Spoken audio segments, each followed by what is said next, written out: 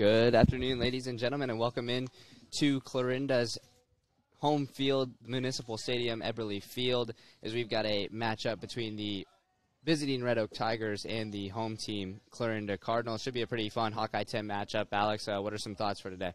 Well, it's still pretty early in the season, so we don't really know what's happening between these two teams, but Clarinda's really shaped out so far with a nice 3-0 start. I'm pretty sure 3-0, yeah. Yep. I don't know, Hawkeye 10's always fun baseball and should be in for a good one today. Absolutely, and Clarinda's 3-0. All three of their games have been against Hawkeye 10 opponents, where they went to a doubleheader last night, swept Atlantic in that, and they beat they beat Shenandoah earlier in the season this year as well. And as for Red Oak, they have two losses to Lewis Central, a loss to Creston, a loss to Atlantic, and then a win against Sydney. And they have another win in there somewhere. I'm not exactly sure, but I do know that that's their schedule so far this year. So, two kind of opposite sides. Red Oak trying to get going here in the Hawkeye 10 Conference, trying to get a win down.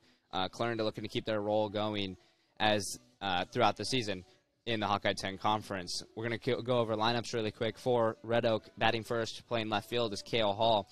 Batting second, playing shortstop is Brett Erickson. Batting third, playing center field is Adam Beyer. Batting fourth, pitching tonight is Reese Montgomery. Batting fifth and playing second base is Brody Bond. Batting sixth, playing third is Mason Fisher. Batting seventh, playing right field is Nolan Perrin. Batting eighth, playing first is Landon Gigstad, and batting ninth, designated hitting is Blake Sloan. Also for the Red Oak Tigers, Jackson Purdue will be playing catcher. For the Clarinda Cardinals, Caden Budd will be playing center, batting first. Ryan Wagner will be catching, batting second. Cole Baumgart will be playing shortstop, batting third. Andrew Jones will be playing first, batting fourth. Creighton Tuzio will be on the mound, batting fifth. Court Neal will be playing second, batting sixth. Batting seventh for the Cardinals is Carson Beckel will be playing third. Batting eighth for the Cardinals, Aiden Sunderman playing left field. And batting ninth is Kyle Wagner, who will be playing right field. We've seen Creighton Tuzio on the mound already this year. I have anyway, against the Shenandoah Mustangs, where he went in the first inning, gave up 2 runs, was able to battle back, gave up no runs through, I think, 5 more, and really put together a really nice game for himself. Should be a fun matchup, Wes. Yeah, Creighton Tuzio, he's, the Iowa Western commit, and he's probably arguably the best pitcher on this team, and yeah, he's one of the best pitchers in the probably the second best, in the Hawkeye 10. So it should be maybe the best. It's going to be a good matchup between him and Caden Anderson later this year of Glenwood. Should be fun to watch those two go up against each other. But in a stacked conference, that's really impressive feat, being the second best pitcher. And Red Oak going into this game knowing that Tuzio is probably going to bring the heat, since this is going to be, his third game this year pitching. Yeah, I'm pretty sure it's his third game. I'm not sure if he got any time in against Atlantic yesterday. I didn't really see any of the stats from that, but this should be a fun matchup. Like you said earlier, it's super early in the season, so we don't really know what these two teams hold for the rest of the season. We do know how they've started. Clarinda very hot. Red Oak, not as hot. So both looking to kind of do opposite things. Yeah, both of these teams, it is early in the season, and Clarinda's probably just trying to figure out the batting order right now. I feel like they have all of their position players kind of set. Maybe some of the infielders will be switched around, but as of right now, they're pretty set, and the batting order will be the biggest thing. Yeah, and it's going to be interesting to see how they kind of approach this one. Against Shenandoah, they approached it with Tuzio starting on the mound, and then they switched it to Karsten Beckel taking his place later on in the game. Those are two of, arguably the two best pitchers on this Clarinda roster, two really good pitchers that were on last year's roster. We're going to take a break for the national anthem. We'll be back right after this.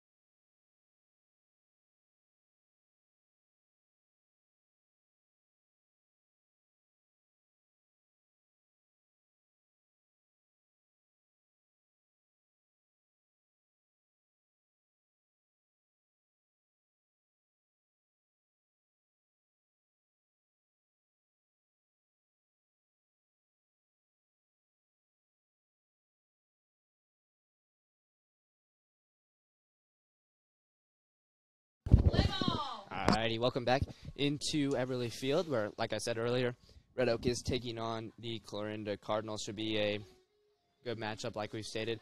To start things off for Red Oak, they'll have Kale Hall, the left fielder. Hall on the year, through 7 games, has had 22 at-bats. He's had 6 hits, and all 6 of those have been singles. He also has an RBI. Just a sophomore is Kale Hall. Sorry if we have any issues through today. We're kind of having some issues with our audio recording, so I'm trying to get that all sorted out. But you're listening to the KMAX stream at also Fuller Digital Solution through Clarinda live stream.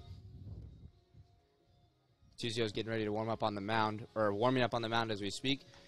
Cardinals are taking infield. It's a beautiful day right now, you know, kind of a strange time for the game. I've never had a game this early, 3 in the afternoon. It's a little different for me, not used to the usual 7:30 start. So, but still, it couldn't have been a better day. You know, not too hot as well, and pretty perfect. It's nice. You get to go home early. You get to have, you know, instead of sitting at a baseball game all night, you get to go home and have some dinner. Absolutely, we don't have to be here till 9 o'clock at night, and should be over. Should be a pretty good game, or should be a pretty good time out of here. Kale Hall does step into the batter's box, the righty. Rocking the nice teal gloves. Those are interesting as he fouls it right back, almost over the net.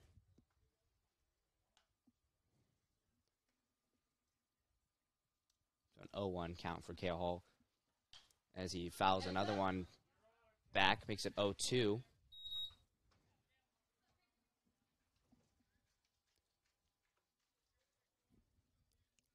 Tuzio's 0-2 pitch. Kind of tried to get a off-speed pitch going, maybe a little curveball. Isn't able to move it. Hall has to duck for it, makes it 1-2. Creighton Tuzio on the mound so far this year. He's 2-0. He's had 6 innings pitched. He's allowed only 2 earned runs, and he's also struck out 15. As Tuzio's 1-2 count pitch is called ball, so it's a 2-2 count. With a 2.33 ERA rating at the beginning of the season, it's not bad, but during the season you want to bring that down under 2 for sure. Yeah, it's with only pitching the 6 innings, though. You know, that's going to happen. Is Hall fouls another one back, keeps it at 2-2. Yeah, like I said, with only the 6 innings pitched so far this year, only 2 earned runs. It's pretty impressive, that's for sure.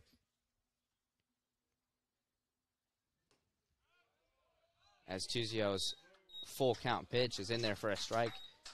Hall kind of disagreed with that for a second, but it will go down as a strikeout for Creighton Tuzio, which brings up Brett Erickson, the shortstop. Erickson on the year.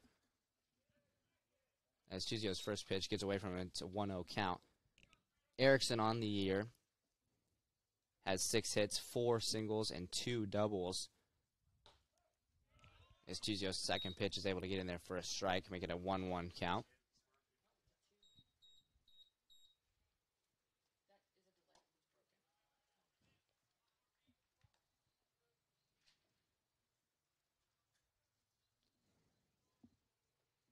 Now it's a 2-2 count, I believe.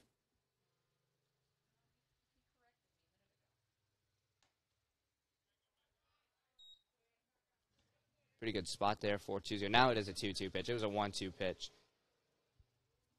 So trying to get things figured out with the scoreboard. And now Creighton Tuzio does end up sitting Erickson down for a strikeout. That's Tuzio's 3rd strikeout of the day. 2nd strikeout of the day. It's just his 2nd out of the day.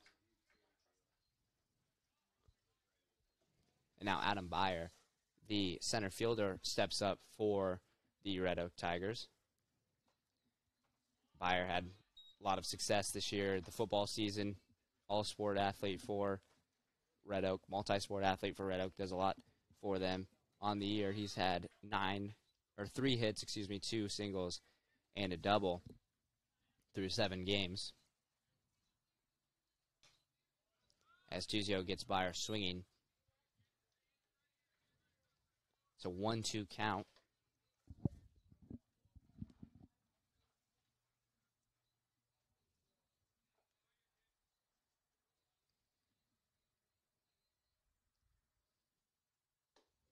Tuzio's 1-2 pitch. He throws a fastball down the middle, gets Byers swinging. That's his third strikeout. 3 outs, 3 strikeouts for Tuzio as we go to the bottom of the first, where the Cardinals will see their 1, 2, 3 hitters.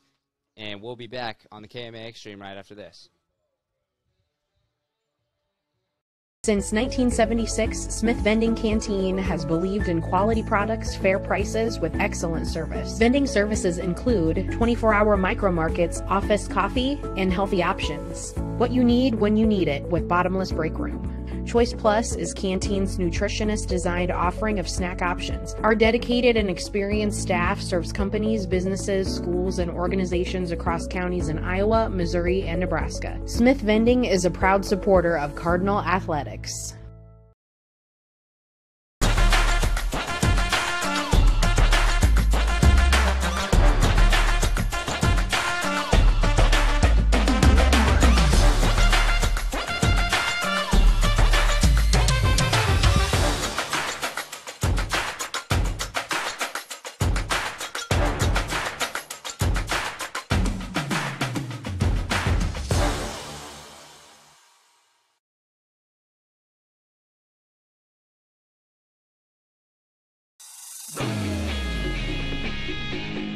Welcome to your exclusive presentation of Clarinda Cardinal Athletics on Fuller Digital Solutions. Now we begin our live coverage and hope you enjoy the broadcast. Forget the ramps and hassles when hauling. They are built to tilt. Tilt bed trailers made at Holstein Fabrication and Holstein Manufacturing. We're excited to now offer one of the best tilt bed trailers on the market, ranging from 22 to 28 feet in length. And like everything we manufacture, these trailers are built to work, last, and make your life easier. All with confidence when you hook up to a tilt bed trailer made at Holstein Fabrication and Holstein Manufacturing. Visit us online today at holsteinmfg.com. Since 1976, Smith Vending Canteen has believed in quality products, fair prices, with excellent service. Vending services include 24-hour micro markets, office coffee, and healthy options. What you need when you need it with bottomless break room. Choice Plus is Canteen's nutritionist-designed offering of snack options. Our dedicated and experienced staff serves companies, businesses, schools, and organizations across counties in Iowa, Missouri, and Nebraska. Smith Vending is a proud supporter of Cardinal Athletics. Welcome back, everybody, into Eberly Field, where we've got a fun Hawkeye 10 matchup between Red Oak and Clarinda going on. We're going to the bottom of the first after Clarinda's Creighton Tuzio was able to strike out all the first 3 batters. Clarinda now steps up to the plate. Caden Butt last year Red Oak and Clarinda met 3 times, where Red Oak was able to come away with the victory in the first game in the regular season. Clarinda was able to take the second game in the regular season and then also take a game in the postseason as Butt hits his first pitch foul. But what I was saying was, in that postseason game, Caden Butt had a huge he laid down a bunt that was really big for Clarinda, ended up getting that win against Red Oak, and it was a big postseason win in the district final, which moved Clarinda on to the sub-state final. If I'm not wrong, didn't that bunt raise a little controversy in the game, though, I remember? Yeah, I'm pretty sure it did. I'm not exactly sure how it went down. I wasn't there. I was in a different game that year.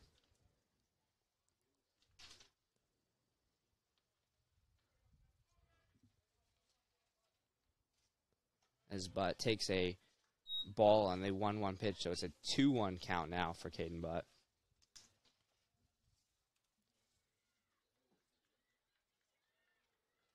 Butt on the year has a single and a double through just 3 games.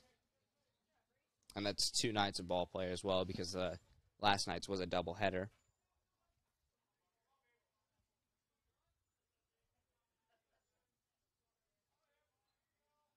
Montgomery's 2-2 pitch gets Butt swinging, but he hit it foul, so keeps it at 2-2.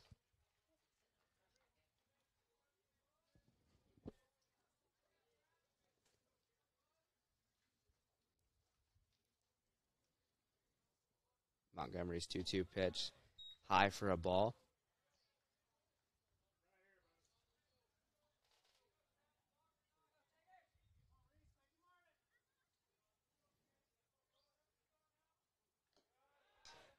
And Butt watches the full count pitch go low. So he takes first on a walk, and now Ryan Wagner, the freshman, steps up to the plate for Clarinda.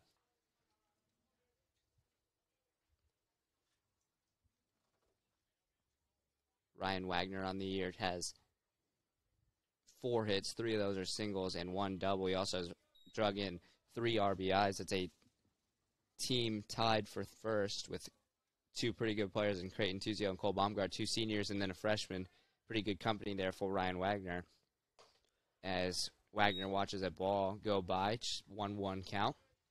Came in last year as an 8th grader and really helped a very experienced team. Yeah, at least a deep run to the playoffs. Yeah, it was really interesting. They were kind of in need of a catcher, as Montgomery's pitch does get away from Purdue, but will take second on this pass ball. Yeah, you're kind of right. Last year, this Clarinda team had the depth, but they really needed that catcher, and 8th grader Ryan Wagner was able to step in and really play an important role, and now he's continuing that in his freshman year, where he swings on that one and fouls it back. 2-2 count for Wagner.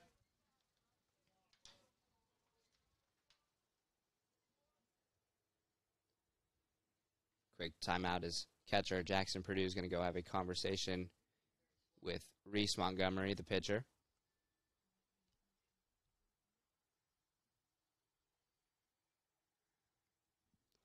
Probably just making sure that Montgomery understands this situation.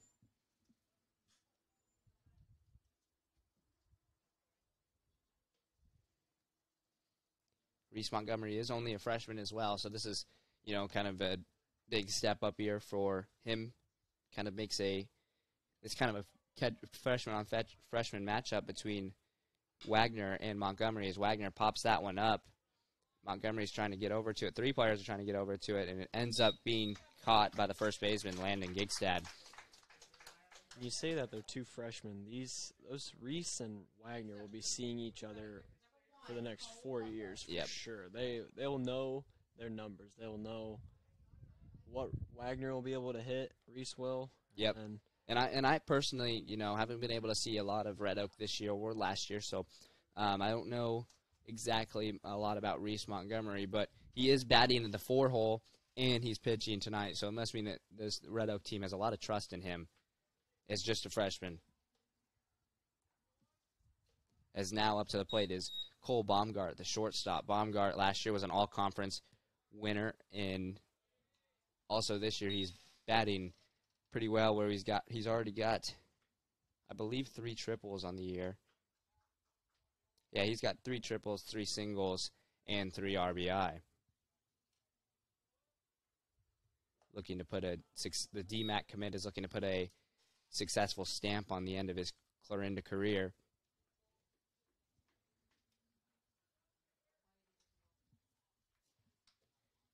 It looks like might have been an intentional walk.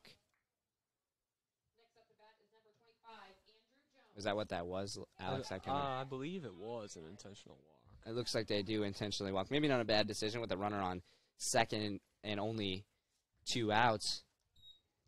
But that brings up Andrew Jones for the Clarinda Cardinals. He's also a senior in a very experienced group of Clarinda.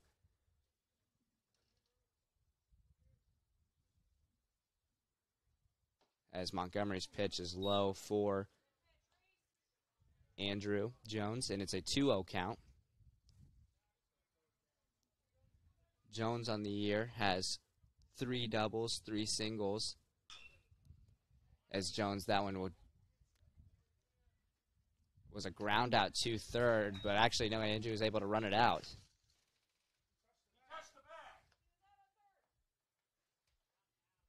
There is an out on third because he was able to touch the bag to get Caden Butt, the runner on second, out. That play was made there by Mason Fisher, the third baseman. who was able to take the ground ball, step on third, get Caden Budd out, and tried to make the throw over to first. Wasn't in time. Jones was able to run it out. Now 2 outs and runners on first and second for Clarinda. Brings up Creighton Tuzio, the senior.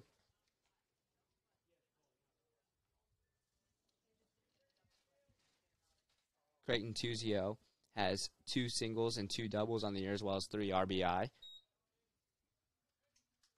There in that first game, he had a nice RBI single in the 2 RBI single in the first inning to really put Clarinda on the board and help them take that win over Shenandoah.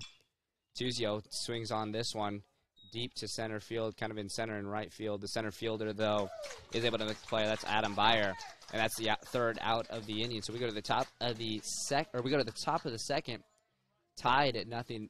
We'll be back on the KMA Extreme right after this.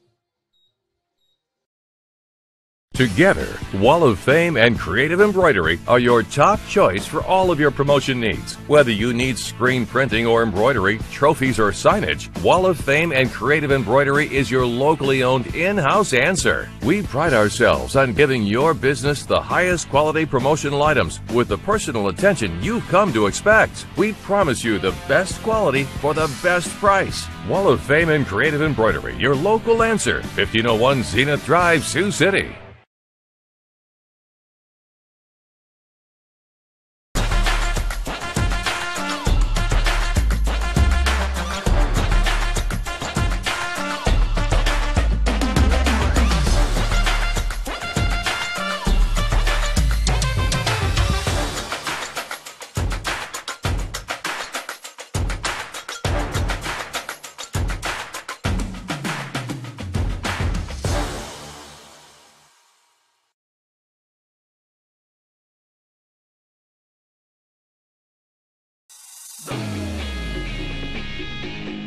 Welcome to your exclusive presentation of Clarinda Cardinal Athletics on Forward Digital Solutions. Now we begin our live coverage and hope you enjoy the broadcast.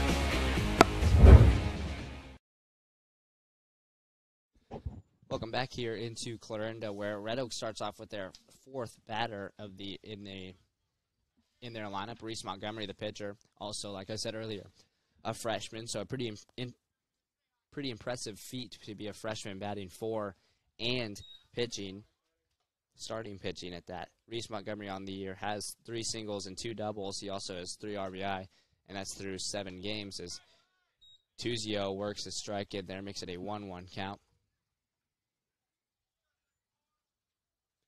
Tuzio's 1-1 pitch gets Montgomery swinging.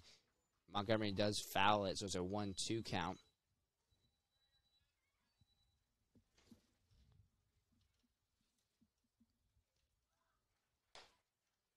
Tuzio's pitch high and inside.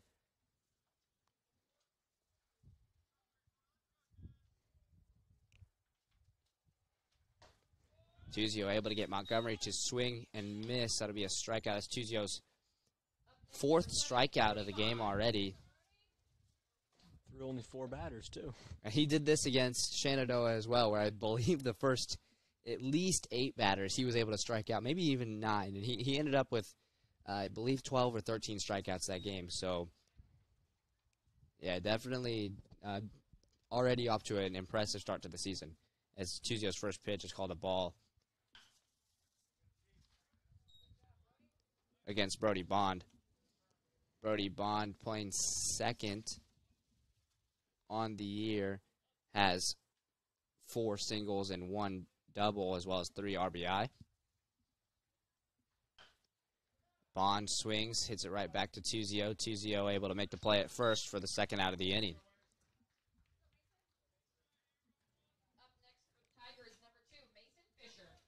Mason Fisher, the 3rd baseman, up to bat for the Tigers. Fisher with a double and a single, only having 18 at-bats. He's also walked twice on the year. As Fisher takes a strike first pitch.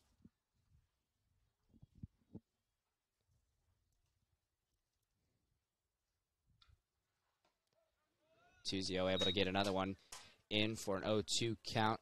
The thing I like what Creighton Tuzio does is he really does a good job at his tempo. He kind of keeps a good pace, and he makes the batter kind of react quickly. He's got that speed to himself, to his pitches as well, and it really just adds a lot. As Tuzio's 1-2 count is outside for a ball, so makes it a 2-2 count. He also doesn't really take too much time in between his pitches. Yeah, that's what I was kind of meaning with the tempo. He really does a good job of pushing the tempo. You know, a lot of pitchers like to work at their own tempo, and some like to go slow. Creighton, I've noticed, likes to work fast and does a pretty good job at it. That's the one thing that's becoming the next level. Your 15-second pitch clock. As Tuzio is able to get Fisher swinging and missing for strike 3. That's also out number 3. So we go to the bottom of the second. And, yeah, you got to mention that before we go to break. I want to talk about Creighton Tuzio committed to Iowa Western. He will have to face that pitch clock next year, so that'll be something interesting to kind of watch for there. I don't know if they do it at the JUCO level or not. I know that they do it at the D1 level. Well, it's something to work on if he wants to, after Iowa Western, go to the next level. Absolutely. And, so that's a good thing. He's got that tempo. We're going to take a break here at the KMA Extreme as we go to the bottom of the second, tied at 0 apiece. Up to bat for the Cardinals should be Court Neal, Karsten Beckel, Aiden Sunderman, the 6, 7, 8 batters. We'll be back after this. Forget the ramps and hassles when hauling. They are built to tilt.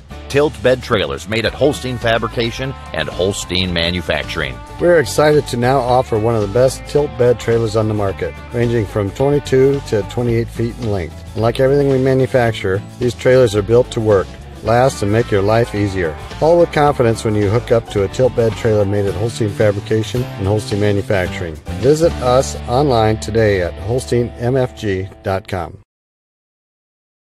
I would recommend anyone looking for employment to come here just due to the fact that we offer a warm environment. The difference in departments that the CMHI and CUSO also offer give you a wide variety of job opportunities. Some of the benefits I appreciate are the IPERS and the paid time off. Dental, health, vision insurance. I would recommend that you consider a career here because of the team atmosphere. Because you can make a difference in people's lives, and you can make a difference in the world.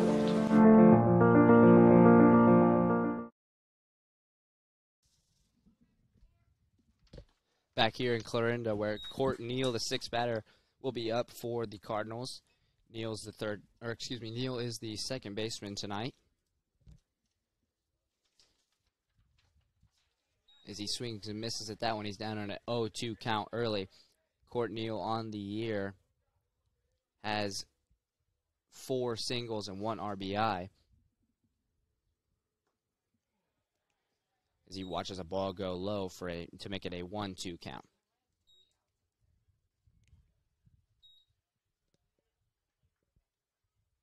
Montgomery's pitch to Neal, inside for a ball. Also to the left of us, the Red Oak Tigers are playing the Clarinda Cardinals in a softball match, and it looks like that one is 3-0 in the top of the second. Montgomery's able to get Court Neal with the strikeout, making it this is the first out for Red Oak.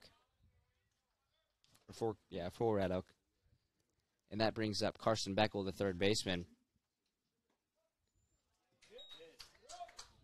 Montgomery able to get a strike in there, first pitch. Beckel on the year has walked 3 times and been hit by 2 pitches. So that's kind of interesting to see. I mean, no, he doesn't have a hit to his name yet, but he has walked or got on base 5 times at least. Montgomery has him down 0-2 in the count. I'm not 100% sure, but I think last year wasn't Clarinda like top 5 in the state for most hit by pitch, something like that? I don't know. There's a couple senior names from last year's roster that really come to mind when it comes to getting hit by pitch. There was definitely a lot of batters that got hit by pitch. But Karsten Beckel does swing on and miss in that one. That's out number 2 for Clarinda, and now Aiden Sunderman, the left fielder, comes up to bat. He's a senior this year as well. Montgomery's first pitch to Sunderman is outside for a ball.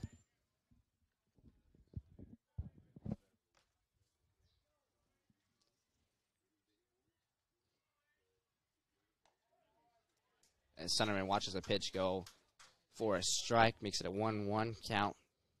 Clarinda's had two base runners there in the first inning that they left stranded on first and second. Sunderman swings on at that one, goes foul behind him. 1-2 is the count now. So far, they haven't been able to get any base runners on. Red Oak also has not had a base runner through 2 innings. Montgomery gets Sunderman swinging at a high pitch for strike number 3. So Reese Montgomery goes 3 strikeouts.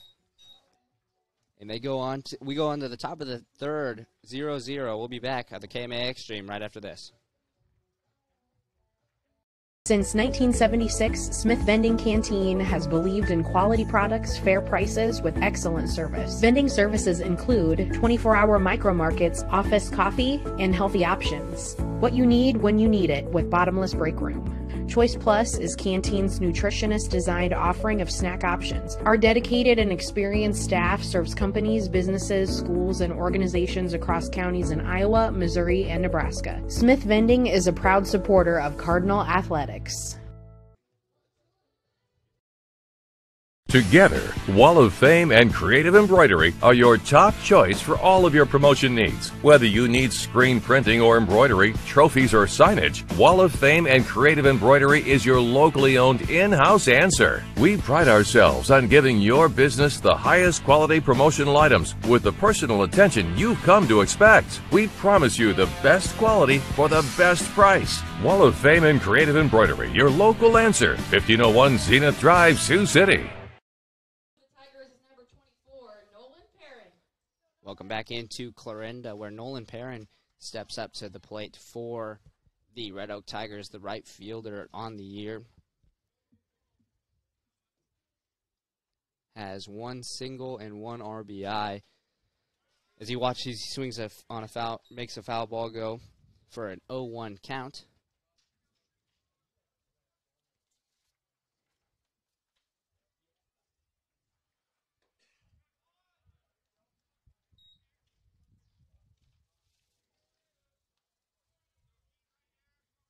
Tuzio up 0-2 against Nolan Perrin. As Tuzio's 0-2 pitch is inside for a ball.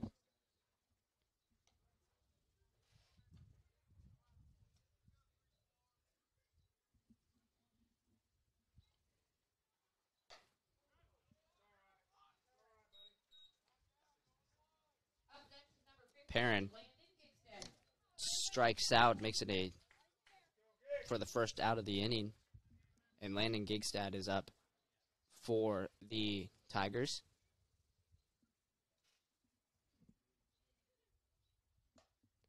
Gigstad swings and misses at that one, makes it an 0-1 count.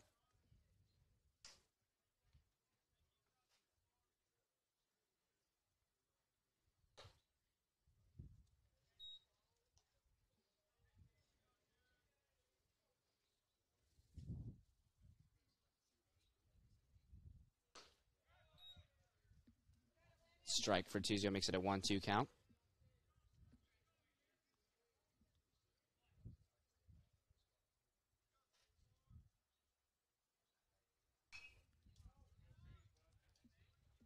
Gigstad swings and fouls it off. Keeps it a 1-2.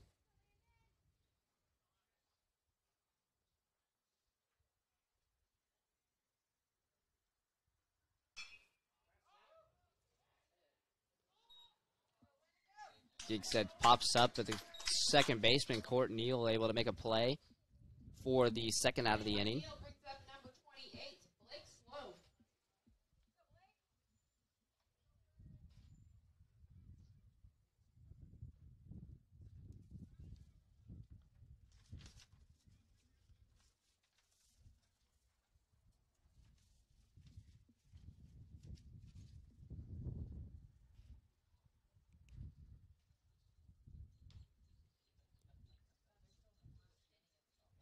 That brings us to, I think it is now Blake Sloan up to bat for the Red Oak Tigers, the designated hitter.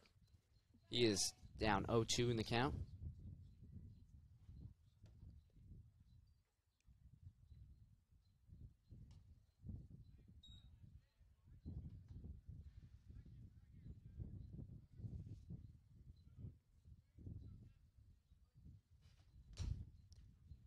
as Tuzio's, now it's a 2-1 count, excuse me, I must have been wrong on my initial count, so it's 2-1, Tuzio, 2-1 pitch, able to get in there for a strike, makes it 2-2. 2 outs for the Tigers as they are now to the bottom of their order, so up next will be their one hitter as Sloan watches the ball go outside, makes it a full count.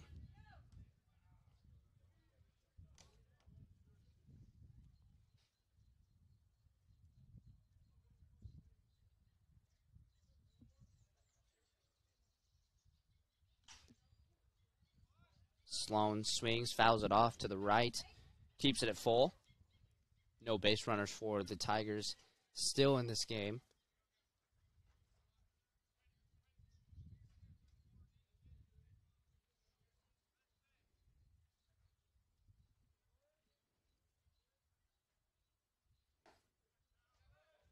As Tuzio does get Blake Sloan looking for the strikeout that ends the inning. Still tied at 0-0. We go to the bottom of the third for Clarinda. They start off with their 9-hitter, Kyle Wagner. Then they go to the top with Caden Butt and brother Ryan Wagner. So Clarinda as we go to the bottom of the third. Creighton Tuzio now has 7 strikeouts on the day. So still a pretty impressive feat for them. We'll be back right after this on the KMA Extreme at KMAland.com.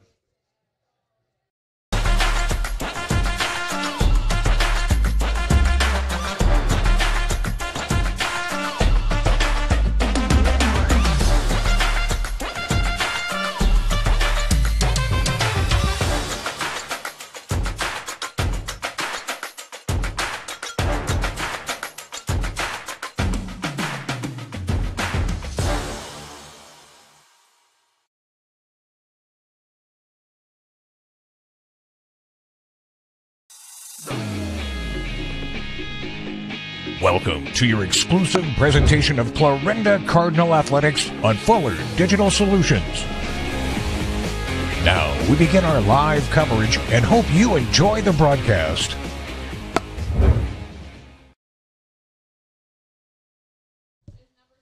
Welcome back into Clarinda, where Clarinda has the 9-hitter Kyle Wagner up to bat. Looking to get a run on the board, even anything going, as Kyle Wagner lays down a bunt, goes to the third baseman. Mason Fisher is not able to make the play over to first, so Kyle Wagner will be safe on first. Wagner was a little disappointed in himself. Maybe could have stole second on that pass ball by the first baseman, but not 100% sure if he touched the bag. Nonetheless, it doesn't matter. Kyle Wagner will be safe on first. Off the bunt. And now that brings up Clarinda's Caden Butt. They go to the top of their order. We're going to see 2 bunts in a row from. I mean, it's definitely a possibility. What Caden Butt is known for his bunting abilities. He does lay down a bunt. It goes foul. Makes it an 0-1 count. Caden Butt walked in his first at-bat.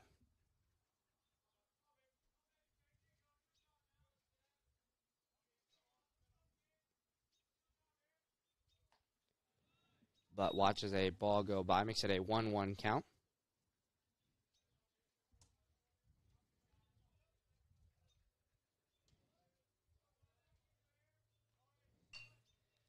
But does lay down the bunt, goes to third baseman Mason Fisher, who decides to make the play at first, and unable to make the play at first.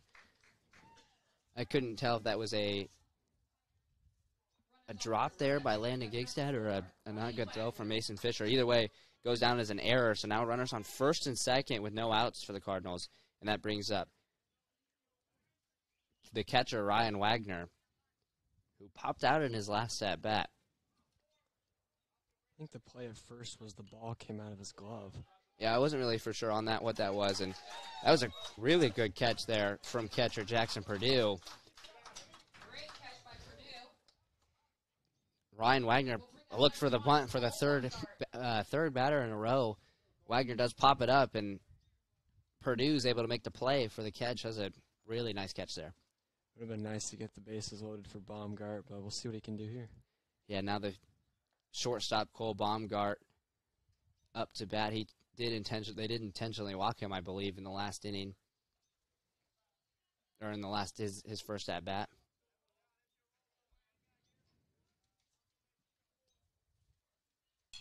As Baumgart does pop that one up to it's a high pop fly, able to make the catch is Brody Bond.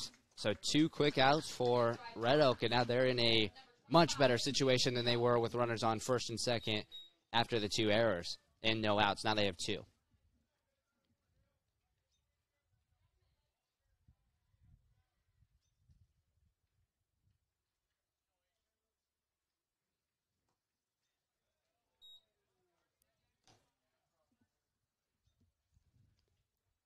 Andrew Jones, the 4th hitter up to bat for the Cardinals. He watches a ball go by in his first pitch. Montgomery gets a strike in there, makes it a 1-1 count.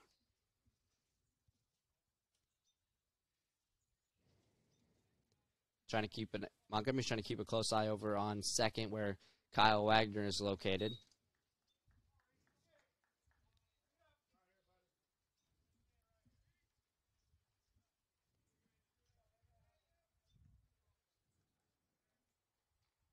Montgomery's 2-1 pitch is outside for a ball, makes it 3-1 now.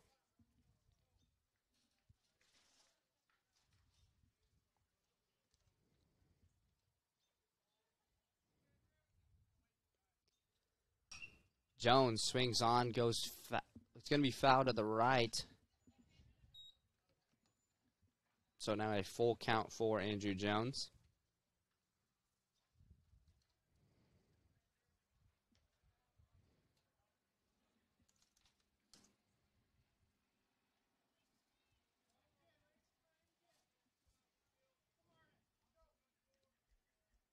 Reese Montgomery's full count pitch to Jones is low and outside for a walk.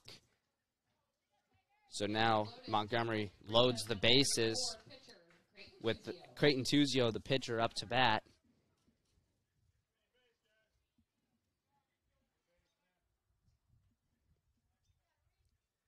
With the 2 outs, it puts Red Oak in a pretty good situation where anything on the ground, they can make a play. They've just got to be able to avoid those errors that plagued them there early in this inning. As Tuzio watches a strike go by.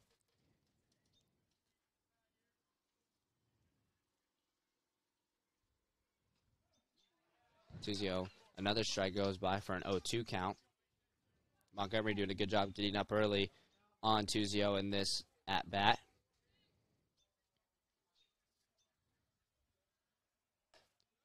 Montgomery's pitch is high and outside for a ball.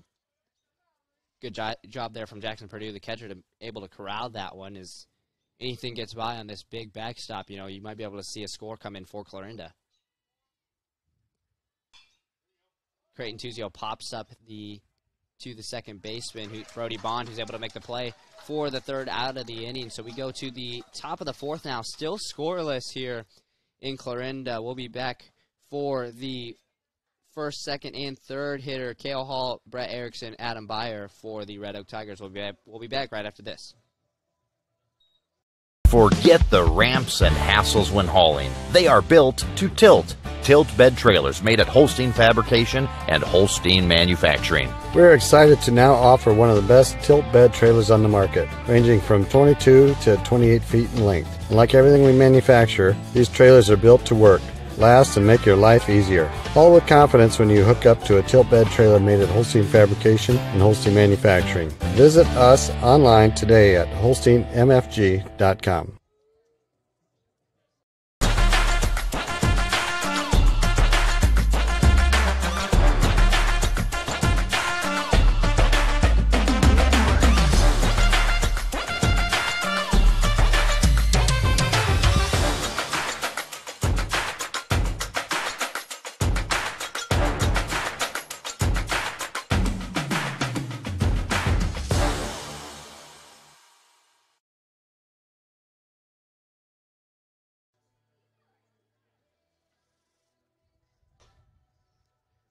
Welcome back here into Clarinda, where Red Oak trying to get on the board. I think they're still trying to get there. They're still trying to get their first base runner of the day. You can't say that early. I mean, we're 4 innings in, so we're almost halfway through. You know, still trying to get and they just are able to work through the order. Cale Hall, the left fielder, up to bat. He struck out in his first at bat. Hall pops that one up, but it's going to go foul.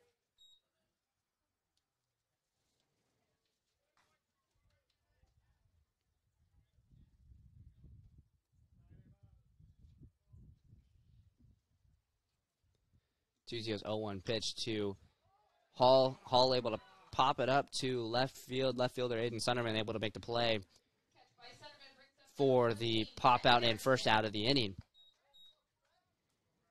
Now Brett Erickson, the shortstop, up to bat for the Tigers.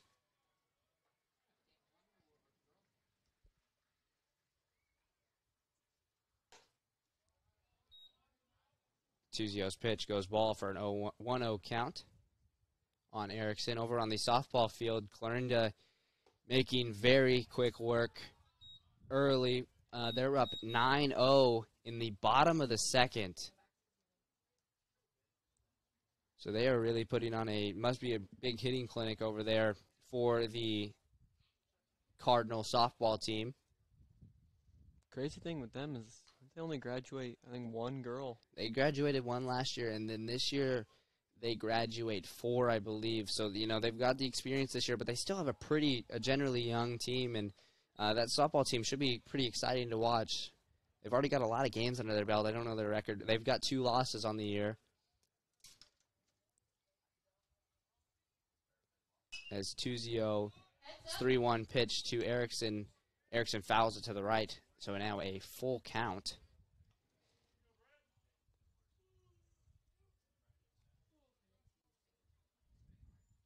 Tuzio's full count pitch to Erickson. Erickson swings, hits it over the head of Creighton Tuzio. Court Neal, the second baseman, out to make a tough play. He's not going to be able to, and Erickson's going to be able to run that out for Red Oak's first base runner of the day. That was a tough play there for Court Neal. I don't know if we can consider that. I think that's an infield hit as it pops over the head of Creighton Tuzio. He's unable to make it, and that's difficult to feet there. Tuzio's 6'7", goes right to the second base path, and Court Neal almost made that tough play, but just ran out of time.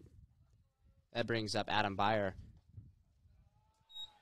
the center fielder. Byer struck out in his first at bat.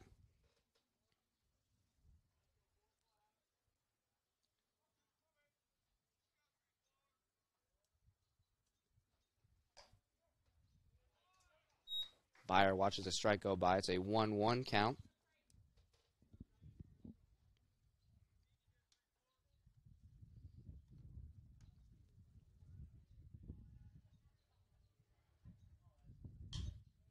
Byer fouls it to the left.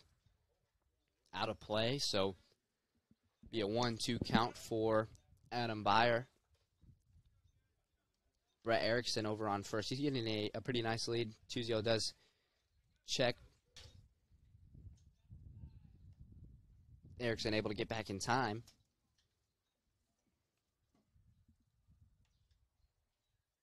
Now Erickson not as much of a lead as Tuzio's 1-2 pitch. 2 Byers outside for a ball. Makes it 2-2.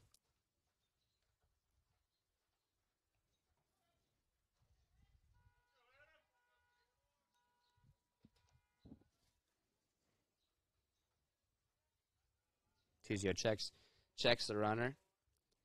The 2-2 pitch. Byer swings on. It's going to go high to left field. Aiden Sunderman able to get underneath of it and make the play for out number 2. That also makes Brett Erickson have to go back to first. He was looking to steal there. Must have been a swing and run situation for Red Oak. But Aiden Sunderman able to get the pop fly and keep Erickson on first. 2 outs for the Tigers. And Reese Montgomery comes up to the plate for them. Erickson's lucky that Byer hit that ball. He slipped right after he took off. I saw it was a hit-and-run situation. I saw Erickson take off. Erickson takes off on the first pitch, and that throw from Ryan Wagner is way over the head of shortstop Cole Baumgart. So Brett Erickson will steal second.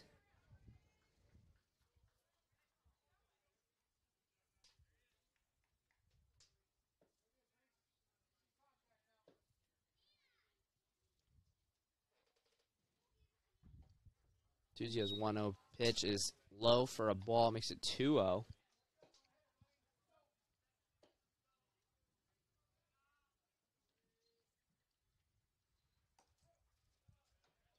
Tuzio able to get a strike in.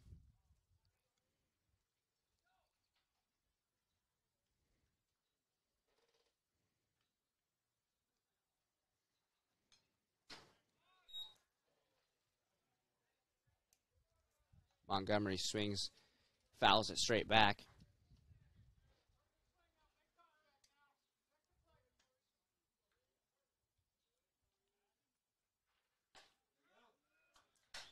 As Tuzio able to get Montgomery the strikeout for out number 3. So we go to the bottom of the 4th. Still scoreless here in Clarinda on the KMA Extreme at KMAland.com. We'll be back right after this.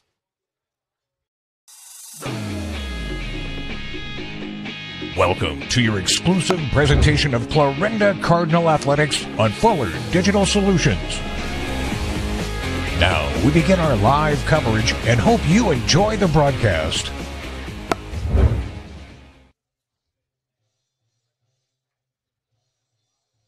Forget the ramps and hassles when hauling. They are built to tilt. Tilt bed trailers made at Holstein Fabrication and Holstein Manufacturing. We're excited to now offer one of the best tilt bed trailers on the market, ranging from 22 to 28 feet in length. And like everything we manufacture, these trailers are built to work, last, and make your life easier. All with confidence when you hook up to a tilt bed trailer made at Holstein Fabrication and Holstein Manufacturing. Visit us online today at holsteinmfg.com.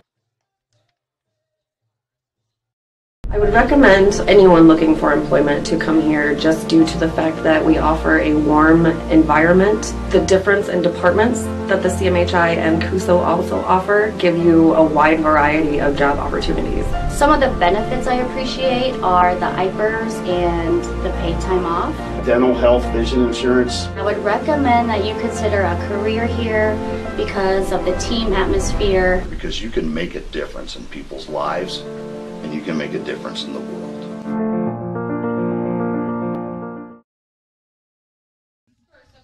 Welcome back, everybody, into Clarinda, where the Cardinals have their 6, 7, 8 hitters up. Court Neal starts things off for the Cardinals. He struck out in his first at-bat, looking to get a score in after leaving 2 stranded in the second inning and 3 stranded in the third inning. So the Cardinals have a total of 5 base runners left on base. Yeah, they're getting on base. They just haven't been able to get anything done. As Court Neal does pop that one up to the right fielder, Nolan Perrin, who's able to make the play for the out. Which brings up Karsten Beckel, the third baseman. Karsten Beckel struck out in his first at-bat. Well, the freshman Reese Montgomery sure having a good outing against a pretty good hitting team of Clarinda. As Beckel squared up to bunt, he pulls back as the ball goes high. Or no, he didn't pull back. He's going to call that a... We'll figure it out after this pitch, as that pitch is high for sure. And the count is 2-0. So, yeah, he did pull back for that first bunt attempt.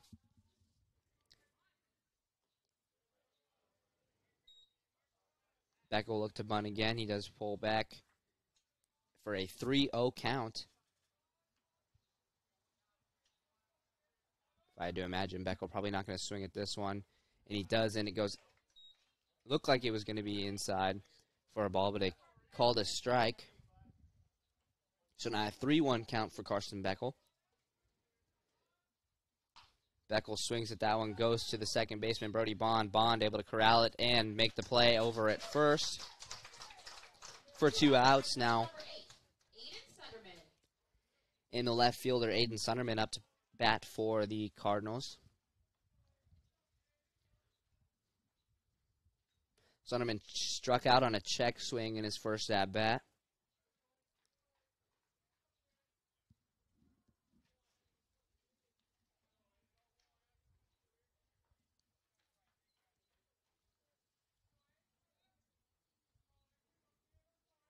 Montgomery's pitch to Sunderman is low and outside for a ball.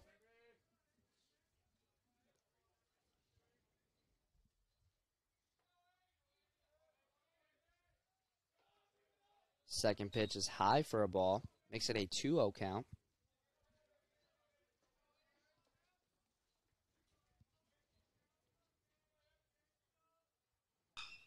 Aiden Sunderman does make contact, goes to the third baseman, Mason Fisher, who's able to make the play at first. Red Oak does a good job there of avoiding the error, something that they had a trouble with there in the inning before, but they're able to get out of this one. Still scoreless, and we go to the top of the fifth for Red Oaks. Fifth, sixth, and seven hitters, Brody Bond, Mason Fisher, Nolan Perrin will be up for them. We'll be back on the KMAX stream at KMAland.com right after this. Since 1976, Smith Vending Canteen has believed in quality products, fair prices, with excellent service. Vending services include 24-hour micro markets, office coffee, and healthy options. What you need when you need it with bottomless break room. Choice Plus is Canteen's nutritionist-designed offering of snack options. Our dedicated and experienced staff serves companies, businesses, schools, and organizations across counties in Iowa, Missouri, and Nebraska. Smith Vending is a proud supporter of Cardinal Athletics. Together, Wall of Fame and Creative Embroidery are your top choice for all of your promotion needs. Whether you need screen printing or embroidery, trophies or signage, Wall of Fame and Creative Embroidery is your locally owned in-house answer. We pride ourselves on giving your business the highest quality promotional items with the personal attention you've come to expect. We promise you the best quality for the best price. Wall of Fame and Creative Embroidery, your local answer. 1501 Zenith Drive, Sioux City. Welcome back into Clarinda, where second baseman Brody Bond steps up to the plate. Bond grounded out in his first at-bat.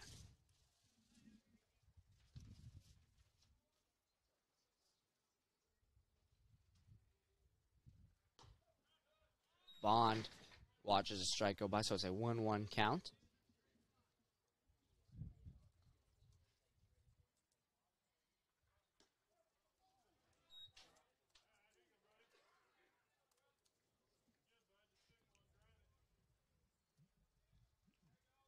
One-two count for Brody Bond.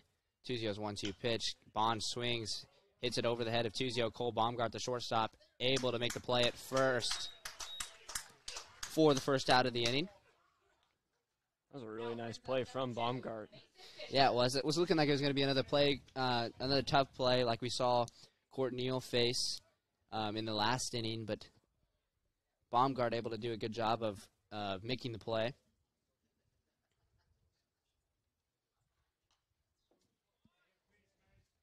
As Mason Fisher, the third baseman, steps up to the plate, he swings on and fouls his first pitch.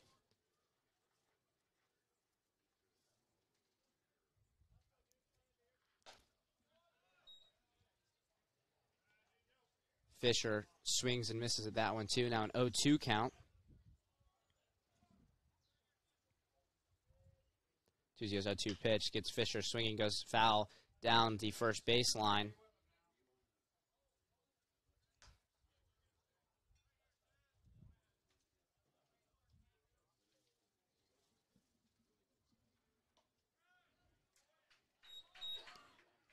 As Mason Fisher will strike out for the second out of the inning, bringing up Nolan Perrin. The right fielder up to the plate. He struck out in his last at-bat. If we are correct, that's 9 strikeouts for Creighton Tuzio on the day.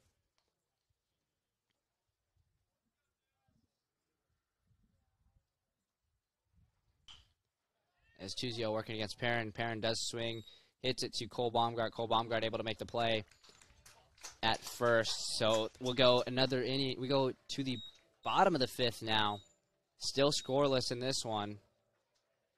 Clarinda bringing up their 9-1-2 hitters, Kyle Wagner, Caden Butt, Ryan Wagner.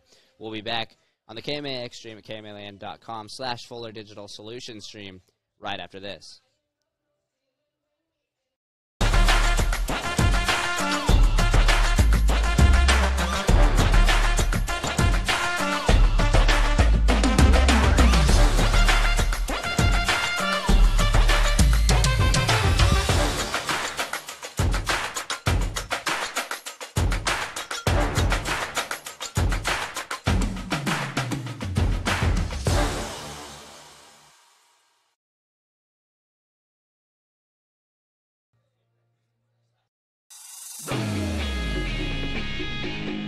Welcome to your exclusive presentation of Clarinda Cardinal Athletics on Fuller Digital Solutions. Now we begin our live coverage and hope you enjoy the broadcast. Forget the ramps and hassles when hauling. They are built to tilt. Tilt bed trailers made at Holstein Fabrication and Holstein Manufacturing. We're excited to now offer one of the best tilt bed trailers on the market, ranging from 22 to 28 feet in length. And like everything we manufacture, these trailers are built to work, last, and make your life easier. Haul with confidence when you hook up to a tilt bed trailer made at Holstein Fabrication and Holstein Manufacturing. Visit us online today at holsteinmfg.com. Welcome back into Clarinda, where we go to the top or the bottom of the fifth. Still tied at 0. Both teams unable to get a score on so far through 5 innings. And now up to the plate is Kyle Wagner. Wagner pops it up. It's going to be foul, but Jackson Purdue just unable to make the play. Almost another big catch there for the catcher, Jackson Purdue. Clarinda has stranded 5 batters, I believe, so far, whereas Red Oak has just had the 1 base runner. So, kind of both teams still looking to get going. Obviously, we're still tied at 0 apiece. Kind of the opposite over there on the softball field is they're to the bottom of the third, and it is an 11-2 Clarinda lead.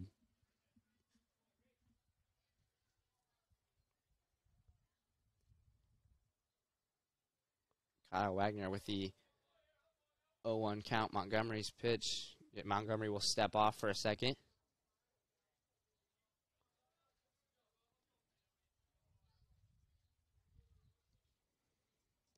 Reese Montgomery's 0-1 pitch is high for a ball, makes it a 1-1 count.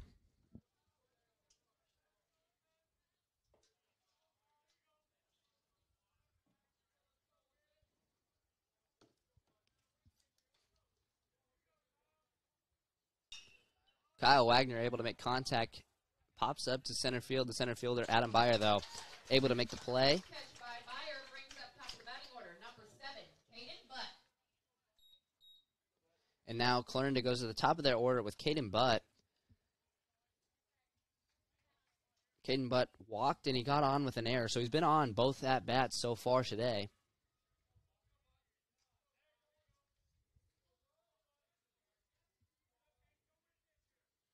Montgomery's pitch to Butt. Butt is able to almost get through. Brody Bond is going to drop it, though. That was a really good spot there for Caden Butt to put that ground ball right in between the first baseman and second baseman. Brody Bond, the second baseman, was able to corral it, but just wasn't able to hang on. I don't know which one I'd consider that. I'd consider that an error or a hit. It was a really tough spot for Brody Bond. I don't know. He had the ball in his hand, so I'd call that. It'd probably be considered an error. Regardless, Ryan Wagner, the catcher, comes up to the plate. He's popped out in both of his at-bats, and that leaves Caden Butt now on first. So Clarinda able to put another base runner on. Ryan Wagner's able to take this one down the third baseline, but just foul. Good contact there from the freshman.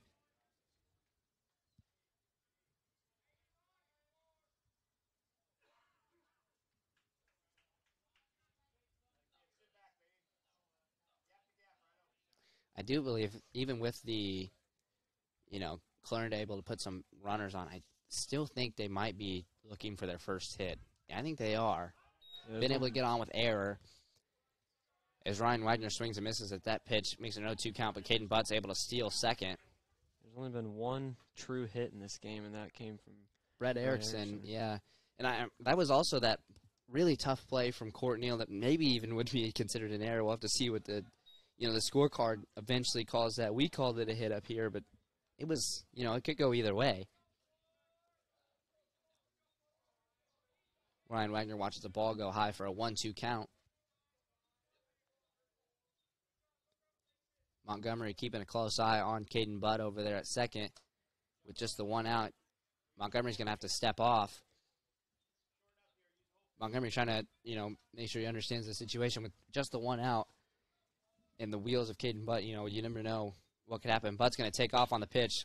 Kyle Wagner's able to get a nice base hit to left field. That'll score Caden Butt for our first run of the day. An RBI single for the freshman, Ryan Wagner.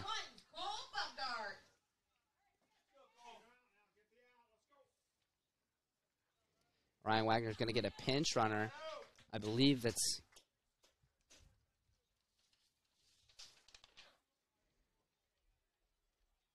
Yeah, it's going to be Caden Roop. That's who I thought it. That's who I thought it was going to be. But Caden Roop comes on to first for Ryan Wagner.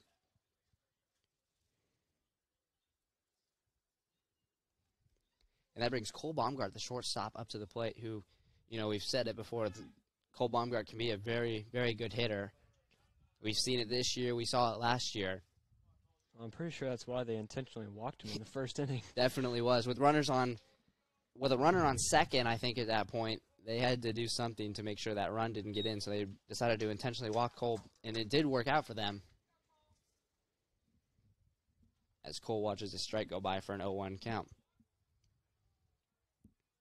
Roop over on first. He was a part of that distance med team that we kind of mentioned at State Track. He takes off for second. He's able to get there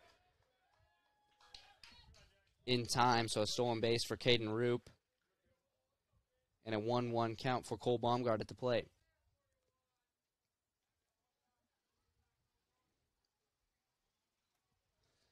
A quick timeout so Jackson Purdue can get his headgear figured out at the catcher's position.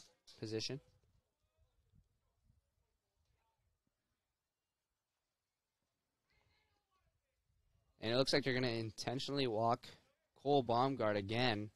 Baumgart advances to first. Brings up number 25, Andrew Jones.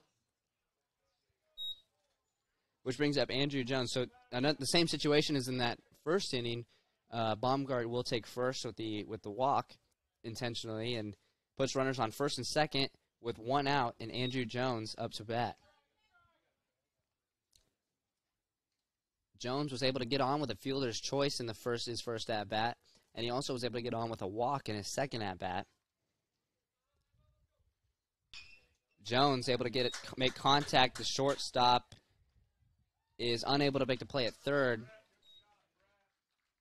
Brett Erickson, you know, with the right idea to make the play to third, because he really was not in any kind of position to make the play at first, was trying to just take what he could get and make the play at third, unable to. And now Red Oak's going to have a conversation with their pitcher, Reese Montgomery, with the bases loaded and one out for the Cardinals. So good situation for Clarinda. Red Oak trying to figure out what they're going to do about this situation. And Creighton Tuzio up to bat. He was in this situation the last time the bases were loaded. They brought up Tuzio, and he's a deep hitter. Yeah, he has popped out twice so far in this one. We may have a change of pitcher. Oh, no, they're going to decide to leave Montgomery on the mound. He's pitched a fair game so far. I don't know why you wouldn't. Absolutely. I mean, we're through 5 almost, and only 1 run allowed. And, you know, some of the base runners that Clarinda has been able to rack on have not been because of Montgomery. There have been some infield errors. Montgomery's pitch to Tuzio is called a ball.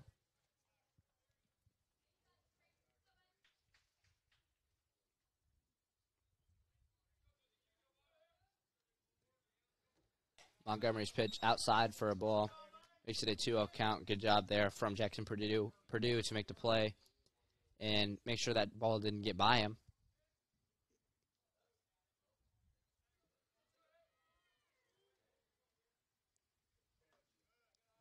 Tuzio watches a ball go low for a 3-0 count now. I'm going to assume on this one especially Tuzio's going to get the no-go. The sign did not swing at this one. And he does, and he'll take a walk. So regardless, it's going to score another run. Walk scores for the Cardinals, brings up number 3, Court Neal. Which brings up the 6th hitter for Clarinda, Court Neal. Neal popped out in his second at-bat and struck out in his first at-bat. Now he's in a situation with bases loaded and only one out. Tuzio will get a pinch runner, Cooper Phillips.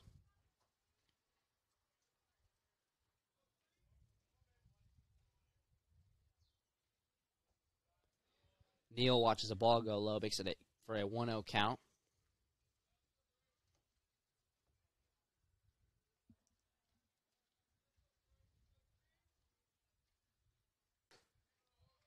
Reese Montgomery throws a ball high, makes it a 2-0 count.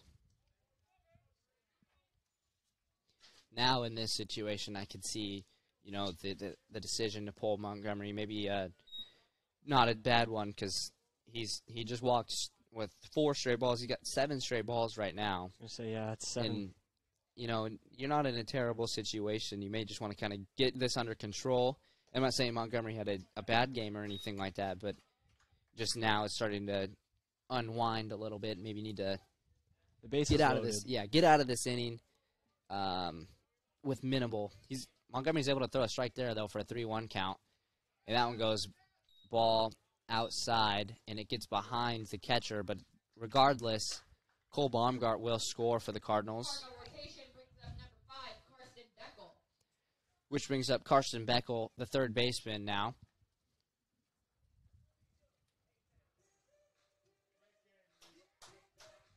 And now Red Oak is going to have a conversation with the mound again, and I'm going to assume this will be the end of Reese Montgomery's night. I'm not going to say anything for sure because it doesn't look like they're making that decision, but 2 straight walks for Montgomery, and the Cardinals are up 3-0.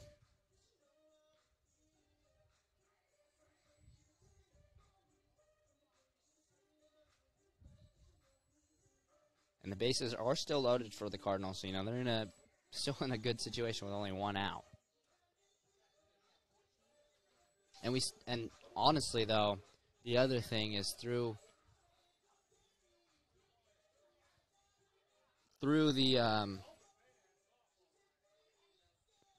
amount of runs that they've been able to score, only 1 hit. And Brett Erickson is going to take the mound for Red Oak. Erickson was playing shortstop. Going to be interesting to see where they put Montgomery.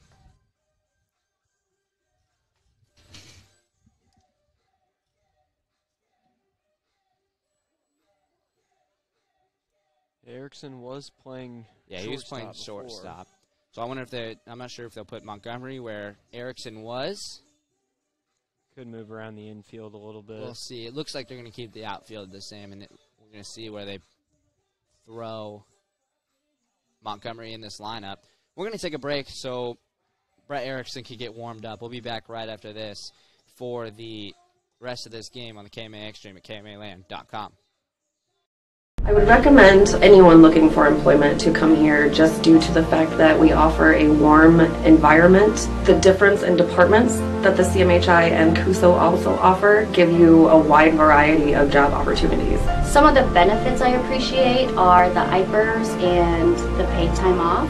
Dental, health, vision insurance. I would recommend that you consider a career here because of the team atmosphere. Because you can make a difference in people's lives, and you can make a difference in the world.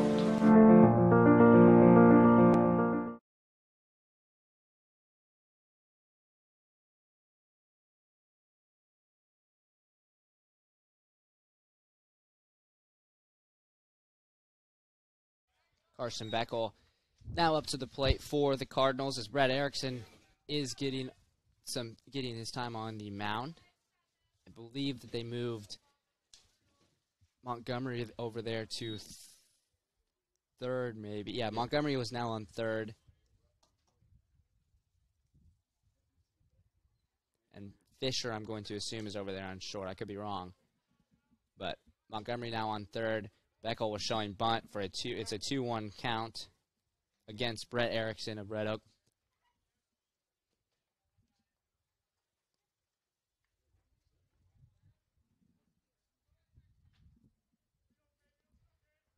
Beckel looked to bunt. not able to make contact. It's a 2-2 count now. Base is still loaded for the Cardinals.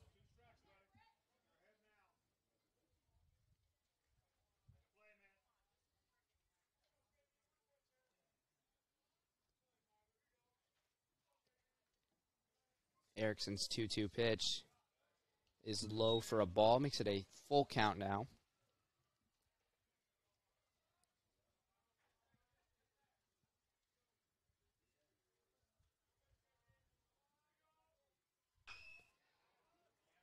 Carson Beckel pops it up in between left and center. The center fielder unable to make a play, so that'll score 2 runs. Actually scores 2 runs. So a 2 RBI double or error, whichever one you want to call it, puts Beckel on second, runner on third, and scores 2 more for the Cardinals. Now a 5-0 lead for Clarinda. Brings up Aiden Sunderman, the left fielder.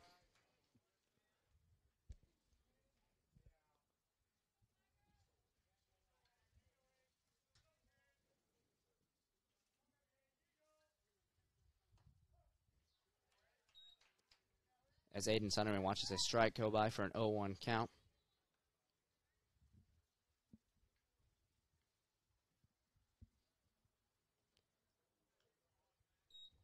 Erickson's pitch gets away, almost gets away from Purdue.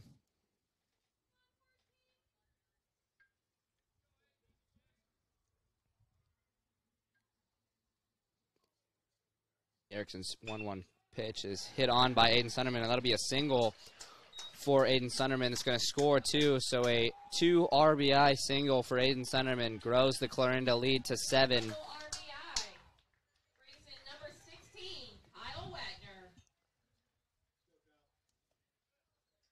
And brings up the 9-hole hitter, Kyle Wagner, for the Cardinals.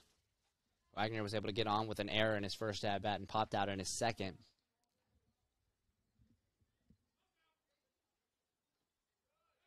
Sunderman's going to take off and take second.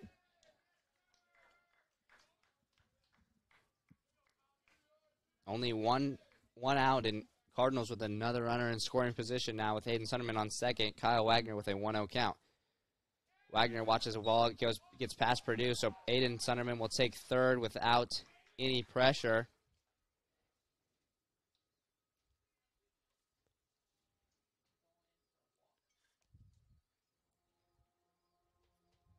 And Erickson kind of reaching on his right arm, right shoulder. It's not something you really want to see this early in the season. That's really unfortunate. We'll see what Red Oak decides to do with Brad Erickson.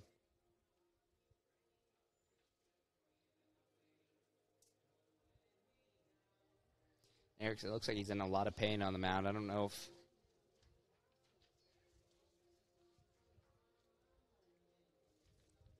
I know how we were talking earlier during the break. This was kind of a boring game. Yeah, wasn't a lot of runs going. Now we have a 7-run inning and looking at a possible run rule.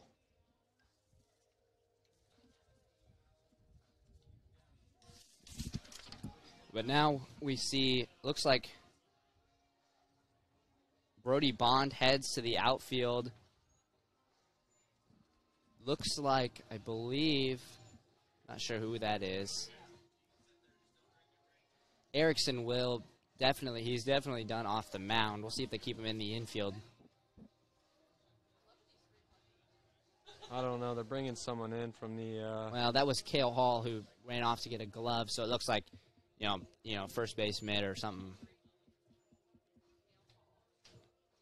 It looks like they're going to move Cale Hall to pitch from, I believe he was in left field, so the left fielder will now pitch. And they're going to leave Brett Erickson on short, so Brody Bond now out in left, I assume anyway. And that puts Cale Hall on the mound. We're going to take a break to let him get warmed up. It's 7-0 here in the bottom of the 5th. 1 out for the Cardinals, and we'll be back for, I believe, the 9-hitter for Clarinda. We'll be back right after this. Since 1976, Smith Vending Canteen has believed in quality products, fair prices, with excellent service. Vending services include 24-hour micro markets, office coffee, and healthy options. What you need when you need it with bottomless break room. Choice Plus is Canteen's nutritionist-designed offering of snack options. Our dedicated and experienced staff serves companies, businesses, schools, and organizations across counties in Iowa, Missouri, and Nebraska. Smith Vending is a proud supporter of Cardinal Athletics.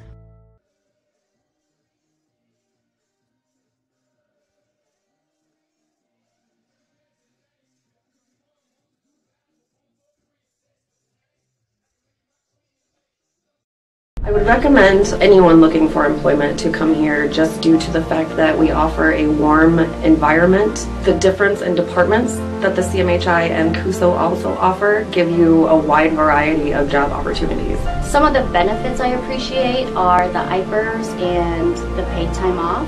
Dental, health, vision insurance. I would recommend that you consider a career here because of the team atmosphere. Because you can make a difference in people's lives, and you can make a difference in the world.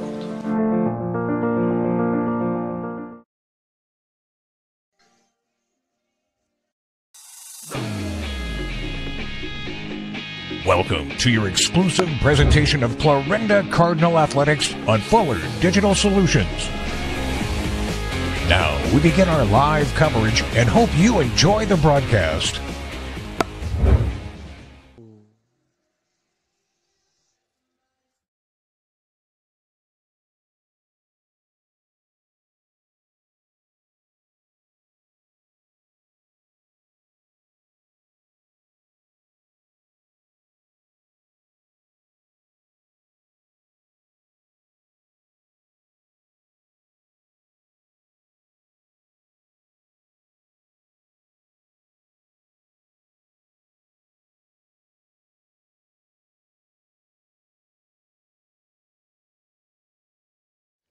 Kyle Wagner now up to the plate for Clarinda as they've extended their lead 7-0 here in the bottom of the fifth. We entered this inning with a 0-0 game, and now Cale Hall in as that pitch gets away from Jackson Purdue, and Aiden Sunderman will score on the passed ball. Makes it 8-0 now, is just as I was saying the score.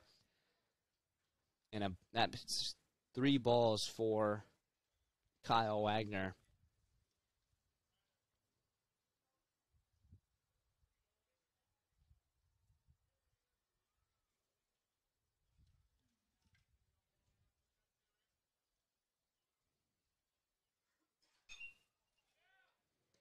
As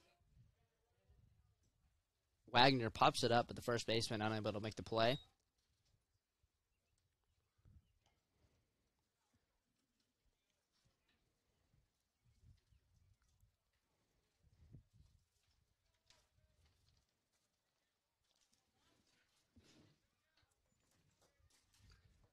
So Wagner's 3-1 pitch, against Cale Hall. Hall pitches it inside.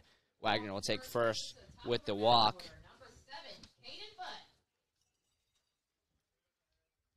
Which brings the Cardinals back to the top of their order. Caden Butt up to bat. He's gotten on 3 times today with a walk and 2 errors.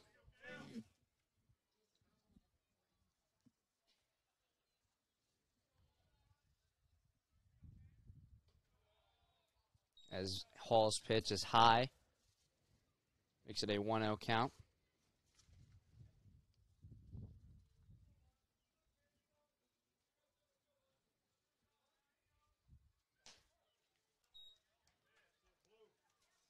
Hall able to get a strike in, makes it a 1-1 count now.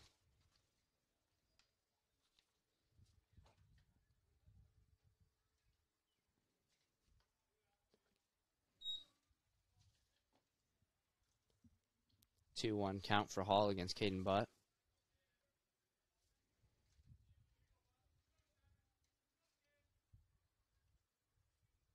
Wagner getting a pretty big lead over there on first. He doesn't end up going, but it is a 2-2 count now for Caden Butt. Still only 1 out for the Cardinals.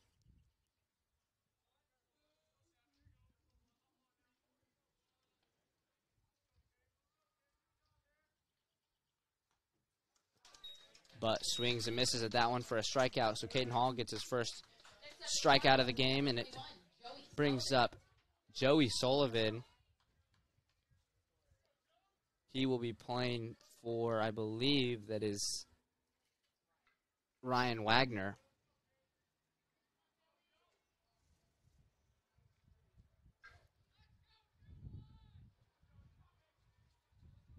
Kyle Wagner with that big lead over on first. Sullivan watches a ball go outside. 1-0 count.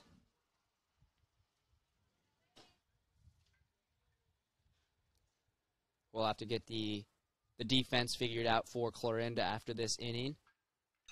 Joey Sullivan swings on that one, pops it up to the center fielder, Adam Byer.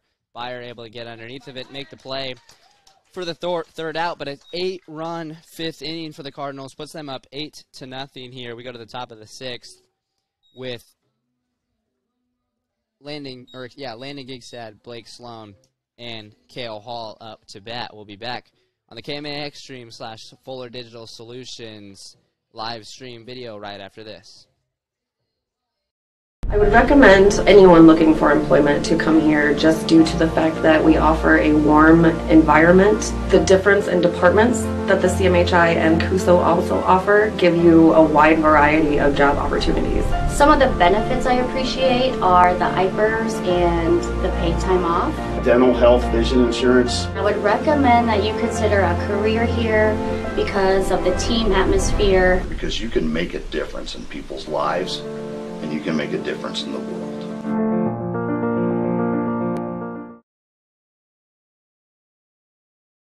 Since 1976, Smith Vending Canteen has believed in quality products, fair prices, with excellent service. Vending services include 24-hour micro markets, office coffee, and healthy options. What you need when you need it with bottomless break room. Choice Plus is Canteen's nutritionist-designed offering of snack options. Our dedicated and experienced staff serves companies, businesses, schools, and organizations across counties in Iowa, Missouri, and Nebraska. Smith Vending is a proud supporter of Cardinal Athletics.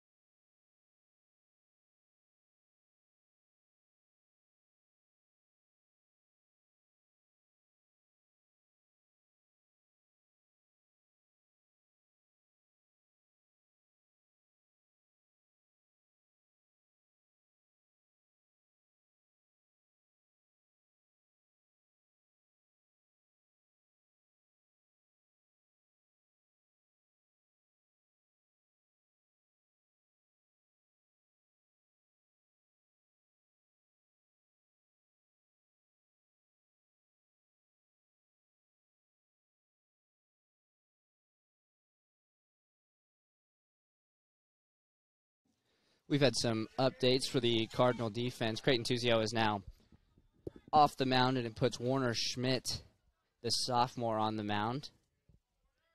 He'll be starting this game, or he'll be pitching this game against against Landon Gigstad. Some other updates throughout the field. Looks like Sam Klein is now in over on third. I can't see any other updates from here. Maybe the outfielders, but I can't see from way back here in the box. So we'll figure that out as the time comes. And a 2-0 count for Gigstad early against Warner Schmidt. Schmidt's pitch is able to get in there for a strike. Makes it a 2-1 count.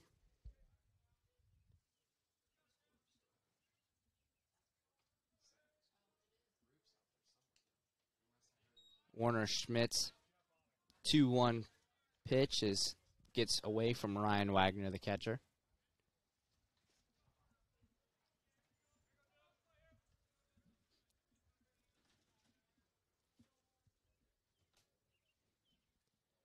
Schmidt's pitch is inside for a walk to first for Landon Gigstad. And now Blake Sloan, the designated hitter, up for the Tigers.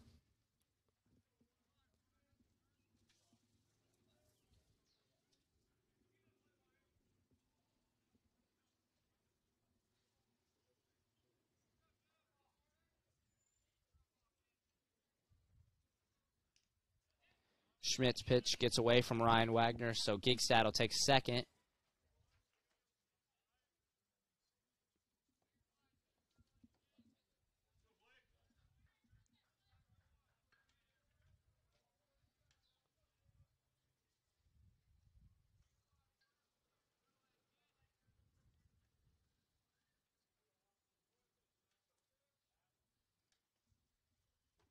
Schmidt able to get a pitch in there for a strike, makes it a 1-1 count.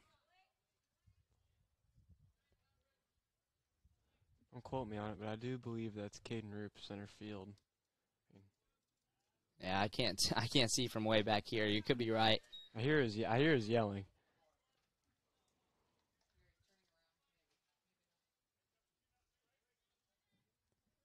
Schmidt up on the count now, 1-2 against Blake Sloan, as Sloan fouled that one to the right.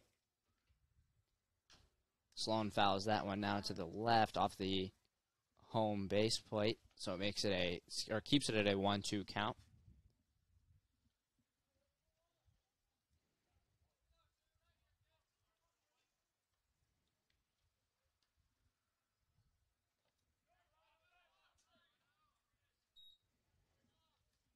Wagner able to corral the pitch from Schmidt, keep Gigstad on second.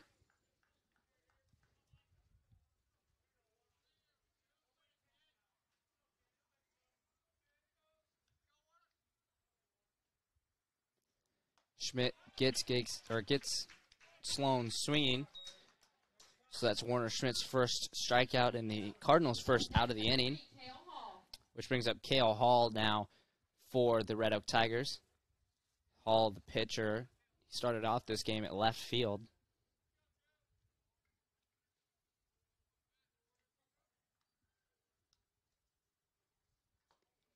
Schmidt's pitch is inside the Hall.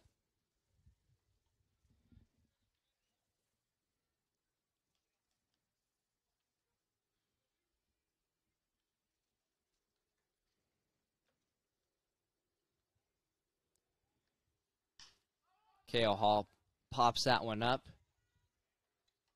First baseman Andrew Jones is able to get underneath of it and make a play for the out number 2.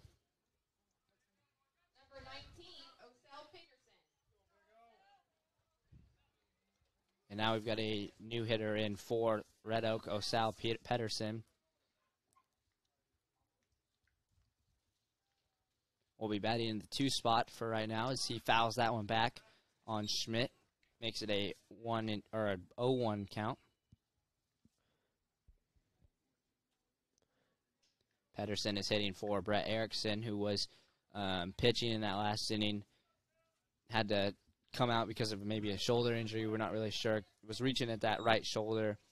Yeah, something definitely happened there with the shoulder. Erickson did move to shortstop in that inning, but now Pedersen in to bat for Red Oak in his place.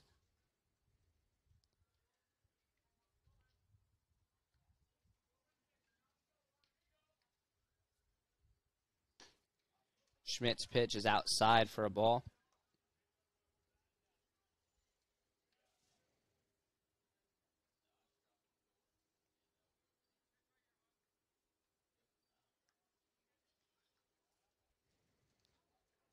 Pedersen gets hit by the pitch from Schmidt.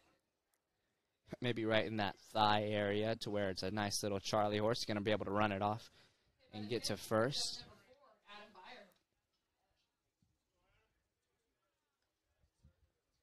Which brings up Adam Byer, the center fielder. Byer in this game is struck out and popped out. Runners on first and second for Red Oak. 2 outs.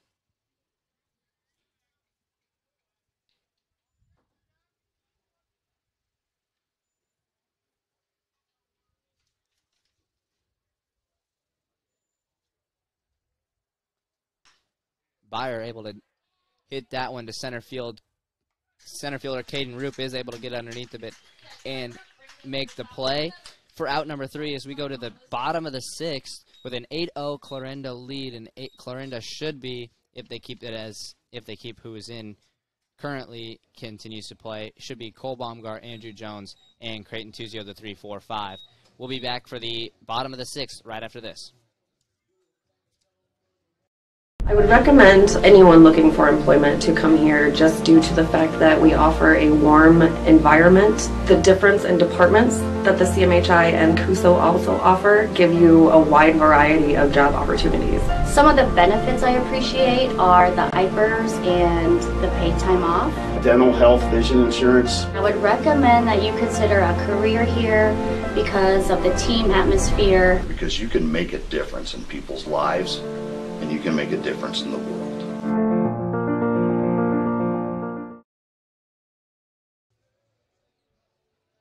Since 1976, Smith Vending Canteen has believed in quality products, fair prices, with excellent service. Vending services include 24-hour micro markets, office coffee, and healthy options. What you need when you need it with bottomless break room. Choice Plus is Canteen's nutritionist-designed offering of snack options. Our dedicated and experienced staff serves companies, businesses, schools, and organizations across counties in Iowa, Missouri, and Nebraska. Smith Vending is a proud supporter of Cardinal Athletics. Together, Wall of Fame and Creative Embroidery are your top choice for all of your promotion needs. Whether you need screen printing or embroidery, trophies or signage, Wall of Fame and Creative Embroidery is your locally owned in-house answer. We pride ourselves on giving your business the highest quality promotional items with the personal attention you've come to expect. We promise you the best quality for the best price. Wall of Fame and Creative Embroidery, your local answer. 1501 Zenith Drive, Sioux City.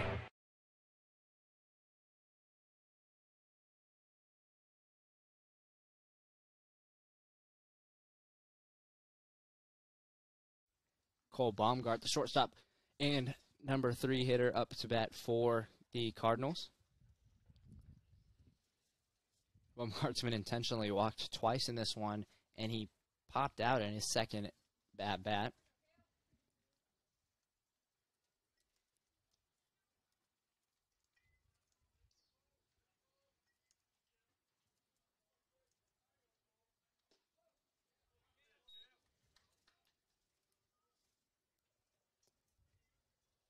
As Cale Hall still on the mound, it looks like. His first pitch to Baumgart is a strike, so it's an 0-1 count. Baumgart pops that one up high to the third baseman, who is now Reese Montgomery. Montgomery able to make the play. Number 32, Cooper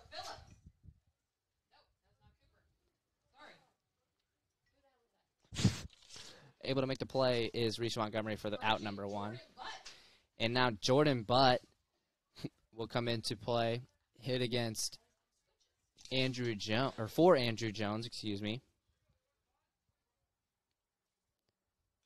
Butt swings, fouls that one back for a 0-1 count.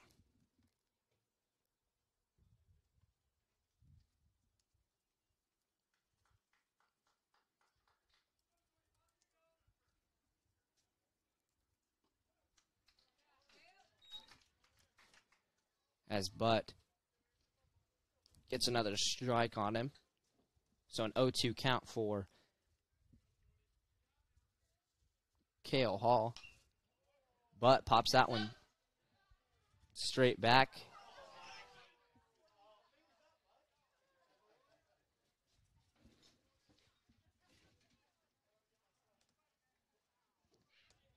So an 0-2 count here for Jordan Butt. Cale Hall's 0-2 pitch to Butt is low for a ball, makes it a 1-2 count.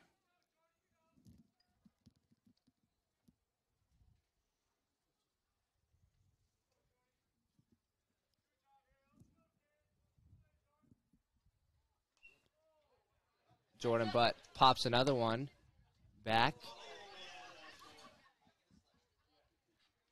So it'll stay a 1-2 count. Goes foul over the netting.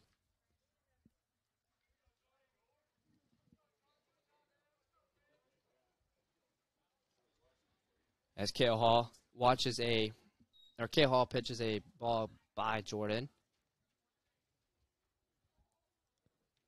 But Jordan Butt this year has, I don't believe, he's had no at-bats, but he has had some pitching experience. He has a 1-0 record. He pitched 7 innings against Atlantic where he was able to strike out 15 batters as he pops that one up to center fielder Adam Byer, right in between center and left. Byer, though, able to make the play for out number 2. And now Warner Schmidt in to bat for Creighton Tuzio. Schmidt, the pitcher now.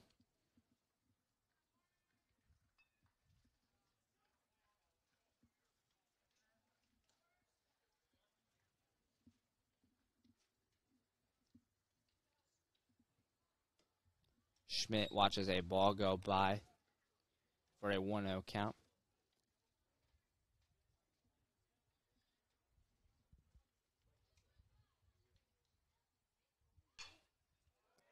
Warner Schmidt able to get a base hit over second base. So it'll be a single for Warner Schmidt. And now Cooper Phillips in to hit for Court Neal. So all sorts of substitutions for Clarinda.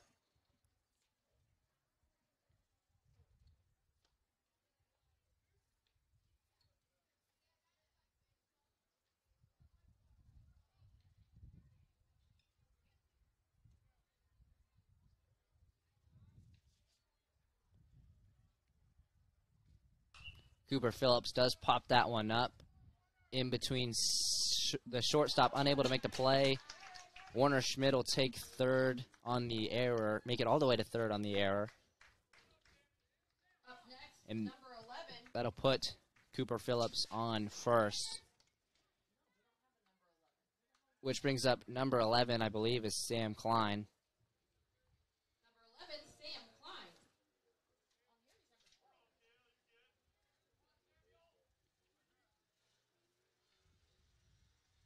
Sam Klein in to bat for Carson Beckel.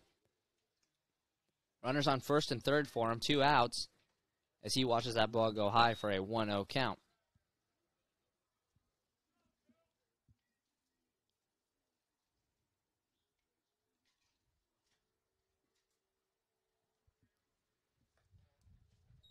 Klein watches the ball go low for a 2-0 count. Cooper Phillips on first, getting a pretty big lead. You know, with the runner on third, nobody on second, and 2 outs. You'd probably see the track athlete steal here maybe, as Sam Klein does pop that one up. It's going to be a foul. The right fielder unable to get to it.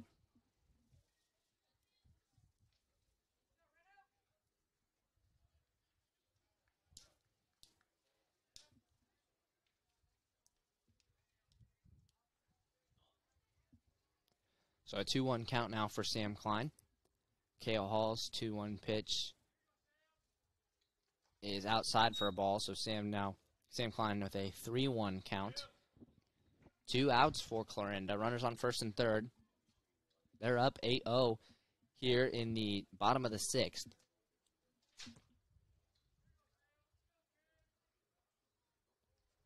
That pitch goes behind Sam Klein. It's going to score a run. Sam Klein will take first on the walk, and Warner Schmidt will be able to score, extending the lead now 9-0. Which brings up the left fielder now, Aiden Sunderman.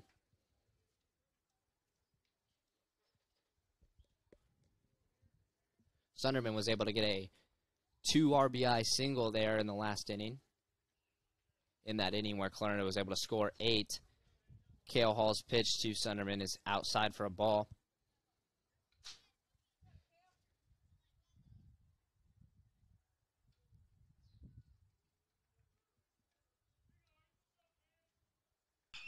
Sunderman able to make contact. That'll be another single. It gets behind the left fielder, so Sunderman's going to round and take second. So we'll consider that an RBI double for Aiden Sunderman, and that's going to do it because of the run rule. Clarinda wins it 10-0 here in Clarinda, and it was looking like it was going to be a very big pitchers game early on in this one. We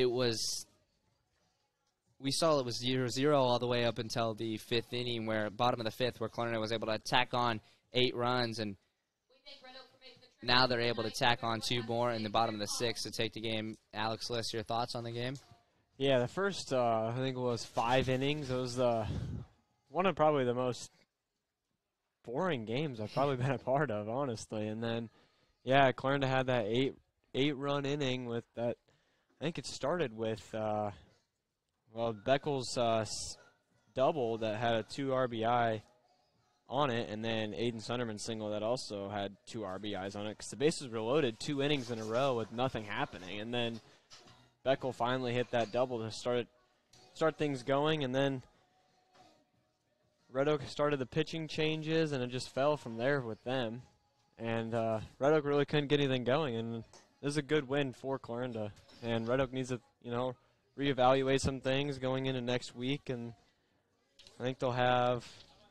Yeah, we're still only halfway through the week, so they still got some time to do. Shenandoah and Trainer at the end of this week, and Clarinda has Winterset and Mo Valley. Yeah, so Clarinda moves to 4-0 in the Hawkeye 10 conference, and now they get 2 games where they go to some non-conference games against Winterset, a very good 3A school, and then they also get to take on Missouri Valley on Saturday. So that you move those 2 games non-conference. It's going to be interesting to see what this Clarinda team can do. But, they get a final here, 10-0. They win it in 6 over the Red Oak Tigers, and they take a 4-0 start to the Hawkeye 10. For Red Oak, they move to 2-6, and they are currently sitting at 0-5 in the conference. They're looking to get, like Alex kind of said, they're looking to bounce back against Shenandoah and Trainer on tomorrow and Saturday of this week. You've been listening to the KMAX stream at KMAland.com and the Fuller Digital Solutions live stream. Again, Clarinda takes a 10-0 victory over the Red Oak Tigers thanks to the help of Creighton Tuzio pitching 5 great innings and some big-time hits there in the bottom of the 5th. For Tate Namey and Alex Liss, have a great night, and we will hope to see you back here. I'm not sure when the next baseball game we have together, but I know there's a softball game next week against Dowling Catholic that we will definitely get to do with each other. But from Tate Namey and Alex Liss, we'll see you next time. Hope you have a great night.